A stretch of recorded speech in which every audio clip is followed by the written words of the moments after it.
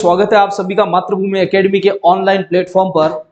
आज राजस्थान की हिस्ट्री में मैं जो राजवंश है उन राजवंश पे क्लासेज और उनकी सीरीज शुरू करने वाला हूं। और आज का जो हम राजवंश पढ़ेंगे वो है गुहिल राजवंश।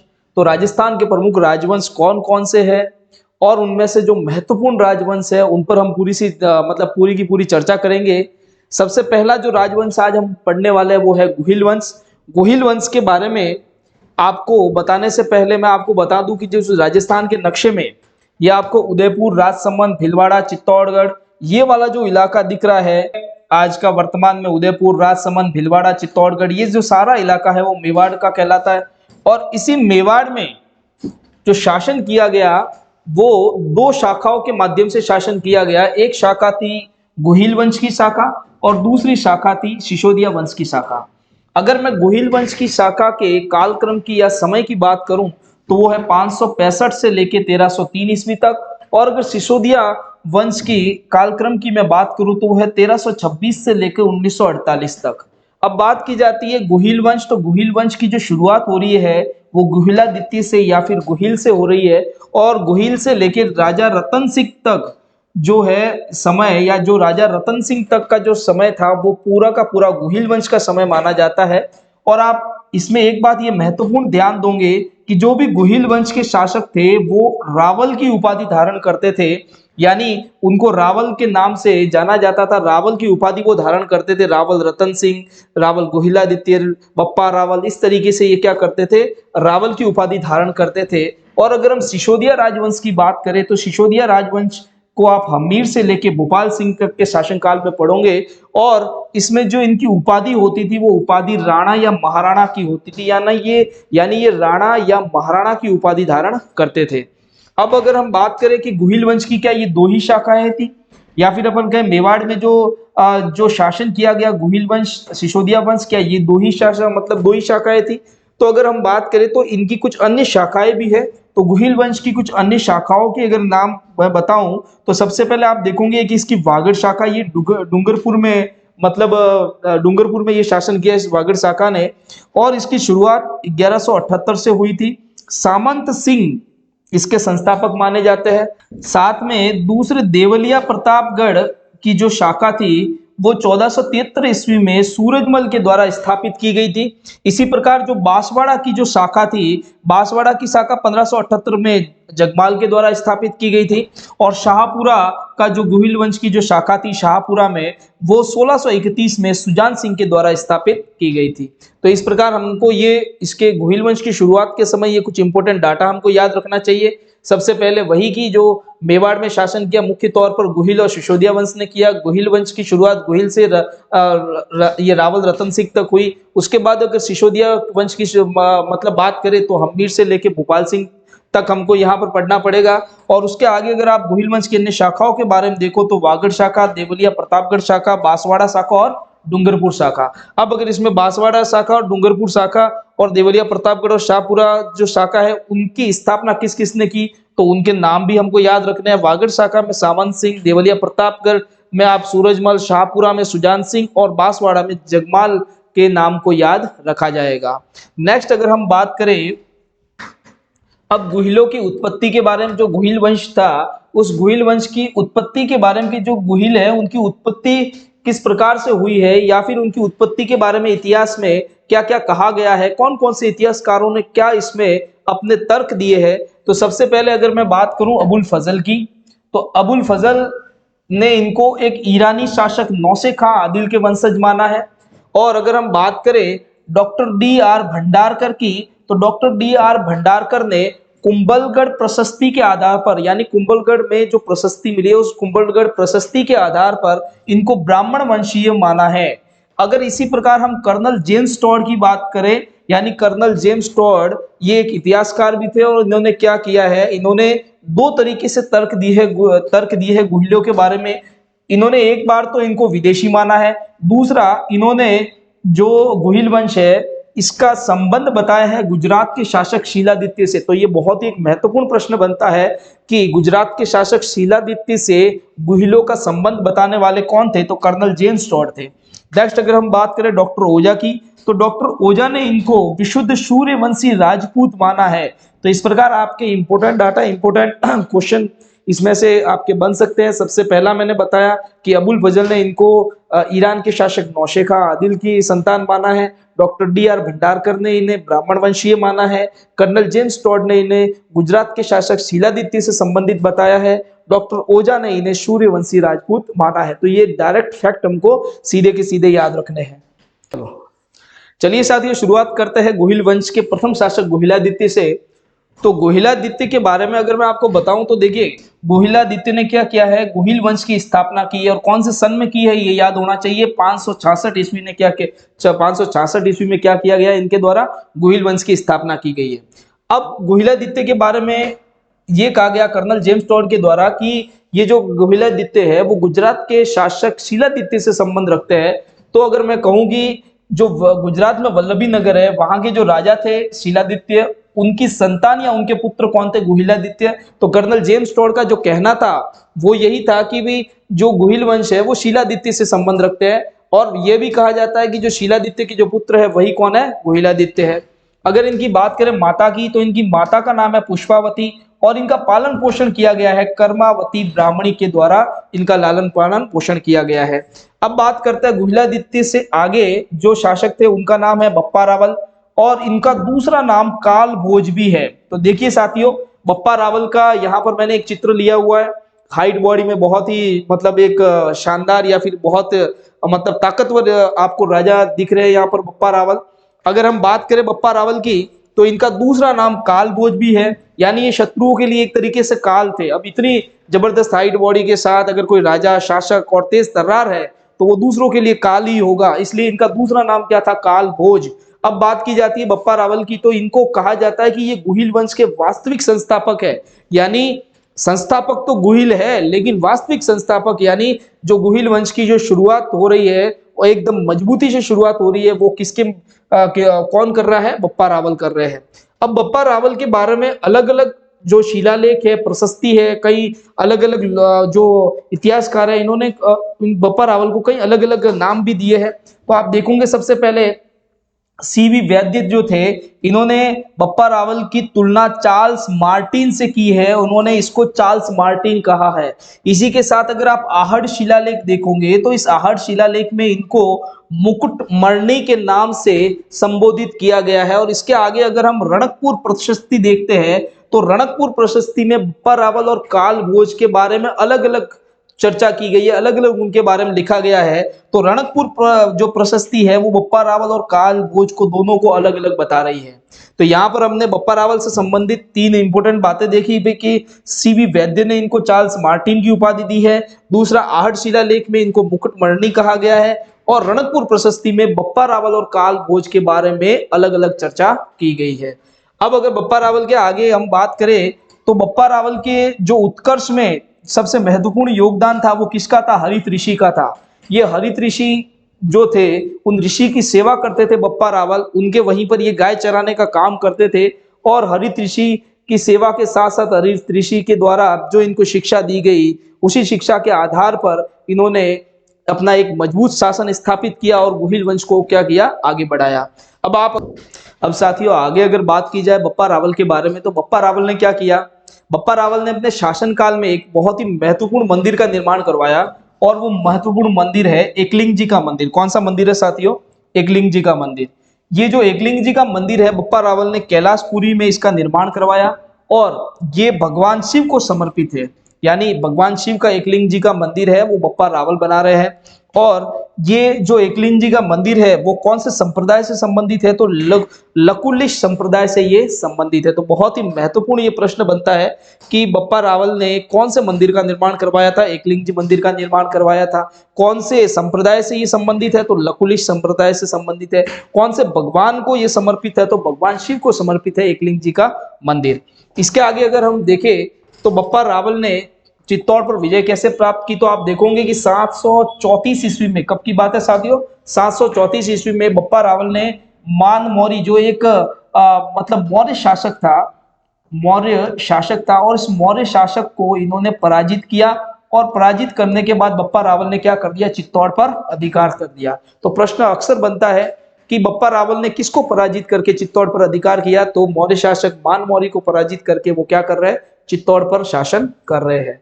अगर हम बात करें कि भाई चित्तौड़ पर इन्होंने शासन किया है तो इन्होंने अपनी राजधानी किसको बनाया, तो बप्पा रावल ने नागदा को अपनी राजधानी बनाया था। बप्पा रावल के जीवन काल में या जो शासन काल है उसमें एक महत्वपूर्ण बात यह है, बहुत ही मोस्ट इंपोर्टेंट बात है कि इन्होंने स्वर्ण के सिक्के चलाए, यानी सोने के सिक्के चलाए, और सोने के सिक्के चलाने वाला गोहिल वंश का पहला जो शासक था वो बप्पा रावल ही था। अब अगर आगे बात की जाए कि ये सोने के सिक्के के बारे में कहां से हमको पता चलता है, तो अजमेर में बप्पा रावल के कालक्रम का सोने का सिक्का मिला है, 115 ग्राम का सिक्का मिला है। अगर इसके आगे बात की जाए तो बप्पा रावल की समाधि कहां पर स्थापित है, तो बप्पा रावल की जो समाधि है वो नागदा में बनाई हुई है। एक बहुत ही महत्वपूर्ण इंपॉर्टेंट पॉइंट ये है, अक्सर प्रश्न पूछा जाता है, आस का मांगना क्या है। तो जो आपने यहाँ पर जो मंदिर देखा एकलिंग जी का मंदिर, इस एकलिंग जी के मंदिर पर जो बप्पा रावल वगैरह या जो शासक वगैरह थे वो यहाँ पर आते थे और युद्ध से पहले भगवान शिव से क्या करते थे, युद्ध जीतने की प्रार्थना करते थे, पूजा अर्चना करते थे। और इसी पूजा अर्चना को क्या कहा गया है, आस का मांगना, यानी जीत के लिए वो क्या करते थे, भगवान शिव की पूजा करते थे, भगवान शिव से मतलब भगवान शिव के से आशीर्वाद लेने आते थे जीत के लिए, और इसी को कहा गया है आस का मांगना। इसके आगे अगर बात की जाए तो बप्पा रावल के बाद महत्वपूर्ण शासक आते हैं अल्लट, क्या नाम है इनका, अल्लट, और इनको आलूराव नाम के शासक से भी जाना जाता है।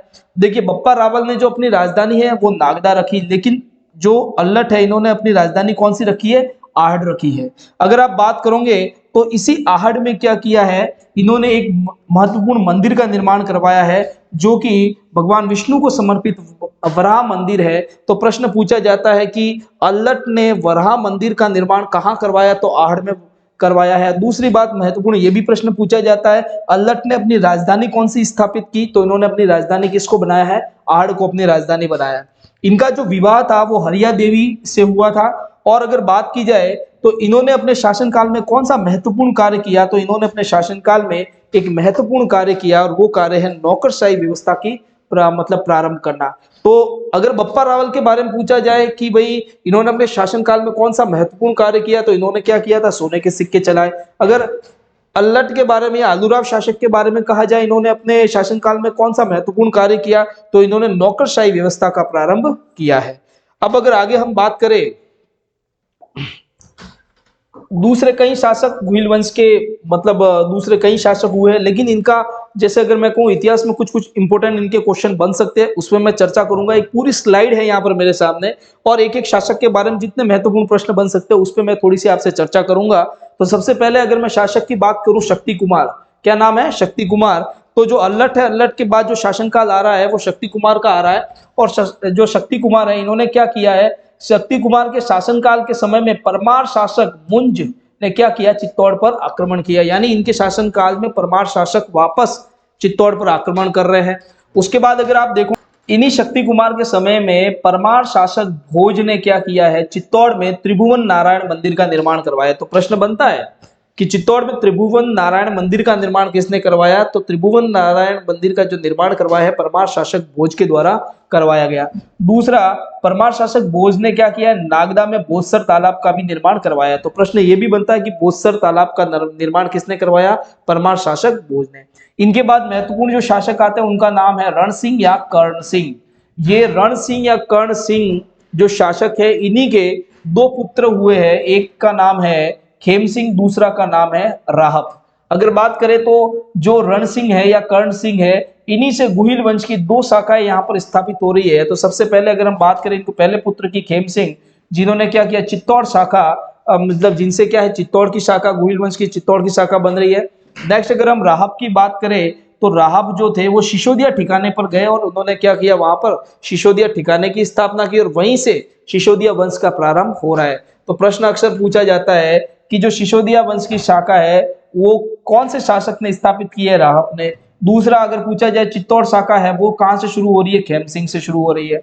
इसके बाद महत्वपूर्ण जो शासक आते हैं वो सामंत सिंह है। सामंत सिंह के बारे में आपको ये बात याद रखनी है कि 1174 में सामंत सिंह के समय में जालोर के जो कीर्तिपाल थे इन्होंने क्या किया है, आक्रमण किया है चित्तौड़ पर। और उसके बाद अगर हम बात करेंगे तो इस युद्ध में क्या है कि सामंत सिंह क्या हो गए हैं, पराजित हो गए हैं। इस युद्ध में सामंत सिंह पराजित हो गए थे।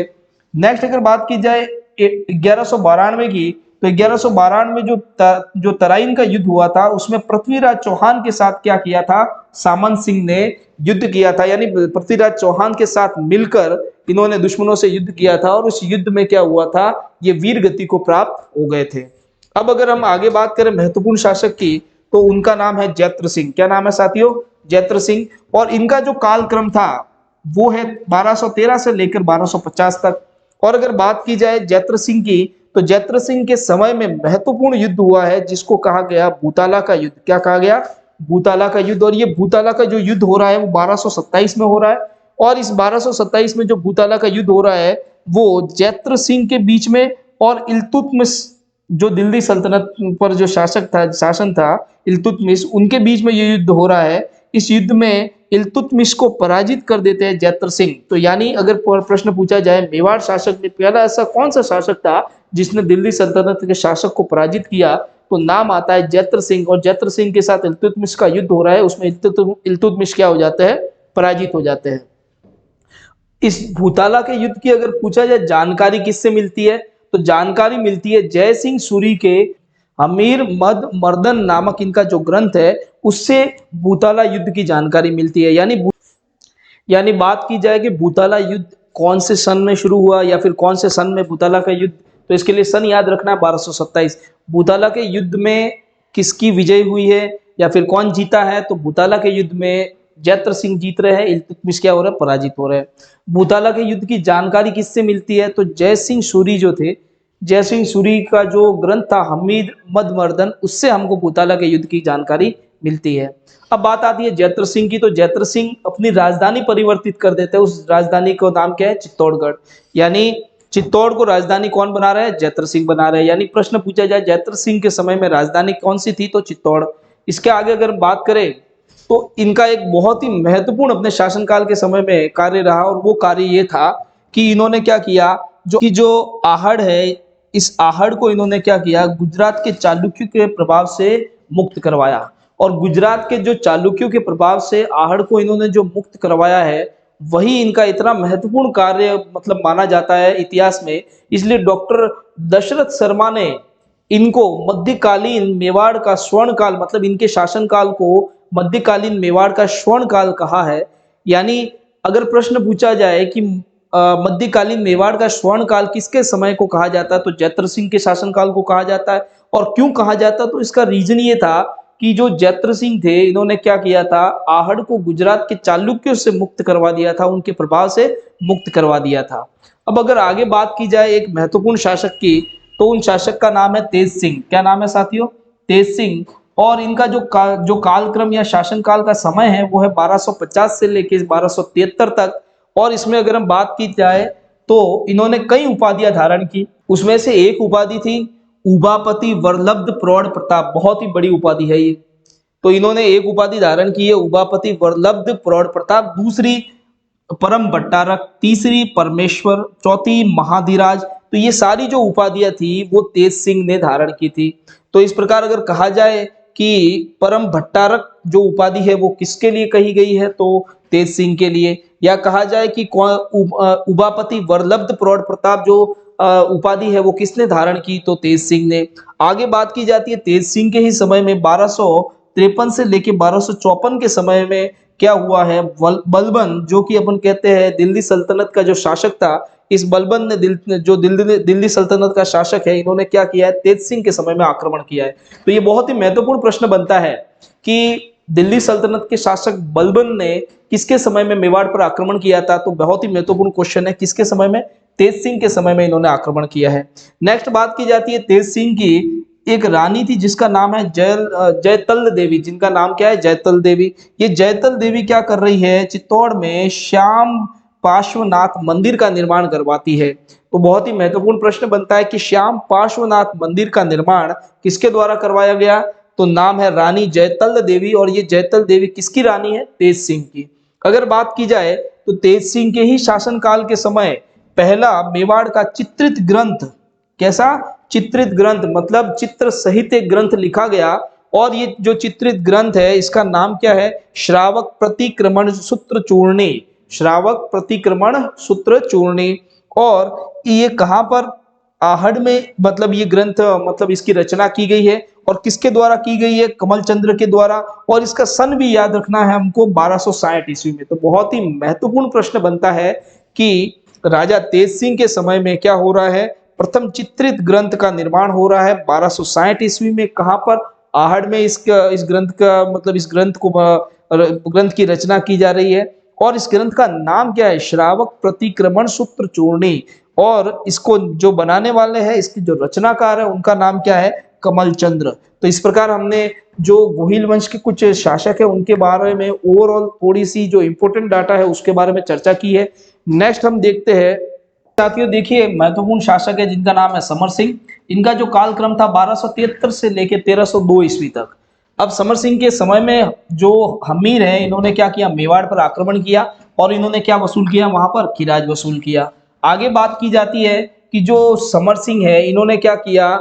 जीव हत्या पर रोक लगा दी। पर जीव हत्या पर इन्होंने रोक क्यों लगाई? किसके प्रभाव में लगाई? ये महत्वपूर्ण प्रश्न बनता है।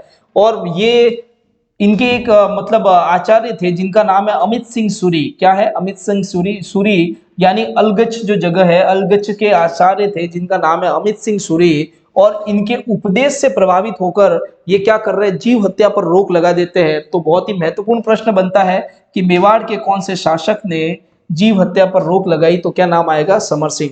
और किसके उपदेश पर? तो अमित सिंह सूरी, अलगच आचार्य अमित सिंह सूरी के मतलब उपदेश से प्रभावित होकर इन्होंने क्या किया है? जीव हत्या पर रोक लगा दी है।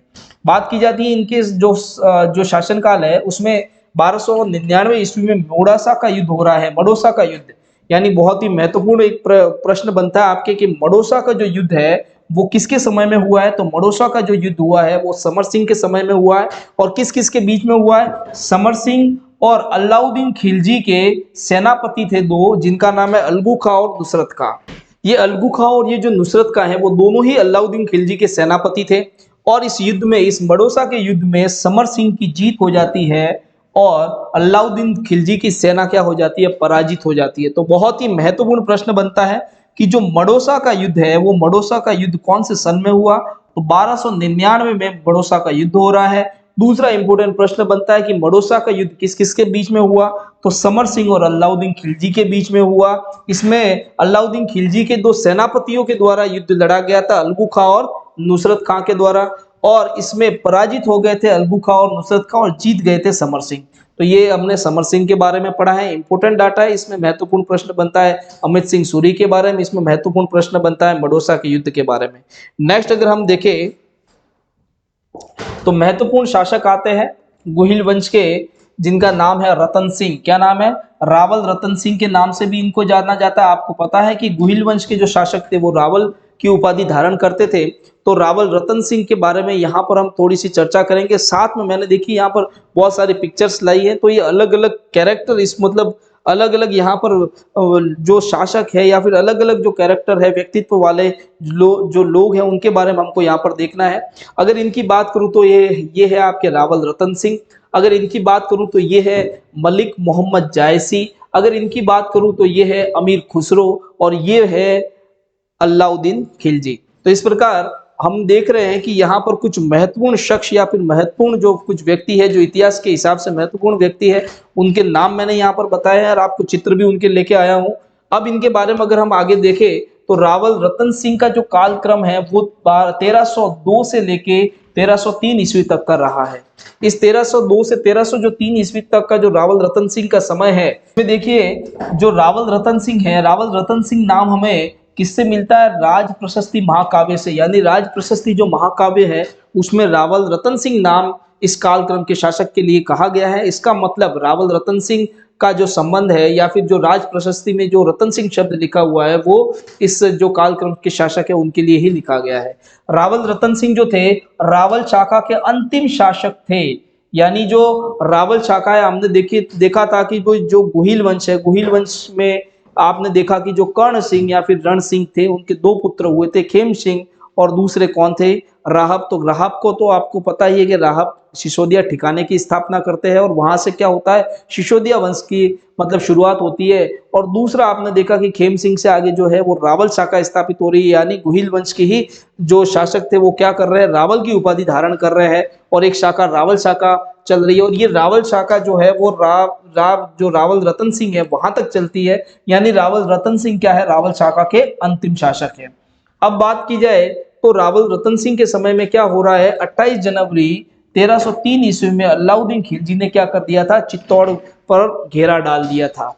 अब चित्तौड़ पर घेरा डाल दिया था 28 जनवरी 1303 में। इसके बाद आप देखोगे लगभग 7 महीने के बाद अगस्त 1303 में क्या करता है, अलाउद्दीन खिलजी चित्तौड़ पर आक्रमण करता है और चित्तौड़ को जीत लेता है।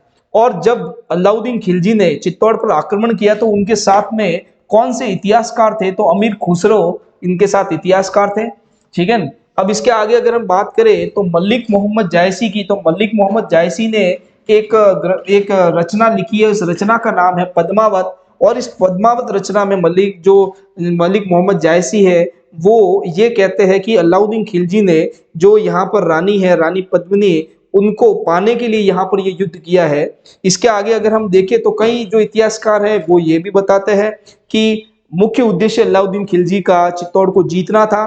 मलिक मोहम्मद जायसी इस पद्मावत में कुछ दूसरा कह रहे हैं। वो नेक्स्ट साथियों हम देखते हैं कि 25 अगस्त 1303, मैंने बताया था कि भी 7 महीने बाद क्या हो रहा है, अलाउद्दीन खिलजी दुर्ग पर आक्रमण कर देता है। क्या करता है, दुर्ग पर आक्रमण कर देता है। और दुर्ग पर आक्रमण करने के बाद अगर आप देखोगे तो इसमें जो युद्ध होता है, इस युद्ध में रतन सिंह, गोरा और बादल जो सेनापति थे, और जो रतन सिंह, रावल रतन सिंह है, वो सभी क्या होते हैं, वीर गति को प्राप्त हो जाते हैं। और रानी पद्मिनी और उनके साथ अन्य जो राजपूत स्त्रियां थी वो क्या कर देती है, जौहर कर देती है, अग्नि में कूद जाती है और अपने आप को बलिदान कर देती है, अपने आप को सती कर देती है। और एक तरीके से ये जो जौहर होता है, इस जौहर में आप देखिए कि भाई जो महिलाएं हैं वो जौहर करती है। और रावल रतन सिंह, गोरा बादल के साथ कई राजपूत सैनिक केसरिया जो सापा बांध के युद्ध लड़ते हैं। और इस केसरिया सापा बांधने का मतलब था युद्ध में या तो जीतेंगे या फिर मर जाएंगे। इस प्रकार हम देखते हैं कि कई सेनापति और कई जो सैनिक है और रावल रतन सिंह है वो शहीद हो जाते हैं। दूसरा जो रानी पद्मिनी और जो अन्य राजपूत स्त्रियां हैं वो क्या कर देती है, जौहर कर देती है। तो इस प्रकार केसरिया और जौहर दोनों सम्मिलित रूप से शाखा कहलाता है और चित्तौड़ का ये पहला शाखा कहलाता है। तो इस प्रकार हम कह सकते हैं कि जो चित्तौड़ का जो पहला शाखा है वो कब हुआ है, तो वो चित्तौड़ का जो पहला शाखा है वो 1303 ईस्वी में रावल रतन सिंह के समय में हुआ है। अब देखिए जब अलाउद्दीन खिलजी ने चित्तौड़ पर आक्रमण किया और चित्तौड़ को जीत लिया है, तो उसके बाद इन्होंने क्या किया, अपना जो पुत्र था खिज्र खां, उनको वो क्या करते हैं, चित्तौड़ का शासक बनाते हैं या चित्तौड़ का प्रशासक बनाते हैं। इसी प्रकार चित्तौड़ का नाम बदलकर अलाउद्दीन खिलजी इसका नाम क्या कर देता है, खिजराबाद कर देता है। इसके आगे अगर हम देखेंगे तो पद्मावत के बारे में अगर मैं आपको बताऊं तो पद्मावत 1540 ईस्वी में मलिक मोहम्मद जायसी के द्वारा एक रचित ग्रंथ है।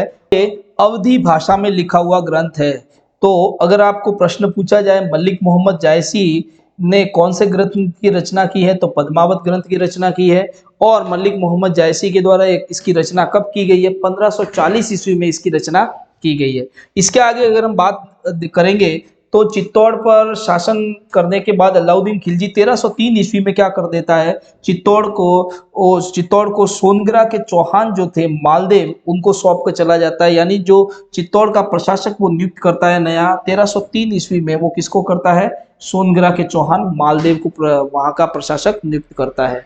तो इस प्रकार हमने देखा कि भाई जो रावल रतन सिंह जो अंतिम शासक था रावल शाखा का, वहां पर रावल रतन सिंह के बाद में चित्तौड़ का शासन अलाउद्दीन खिलजी के हाथ में आता है, तो उसका नाम चित्तौड़ का बदल के वो खिजराबाद कर देते हैं। वहां पर वो अपने बेटे को प्रशासक नियुक्त करते हैं। उसके बाद में वो क्या करते हैं, सोनग्रा के चौहान मालदेव को चित्तौड़ का प्रशासक नियुक्त करते हैं।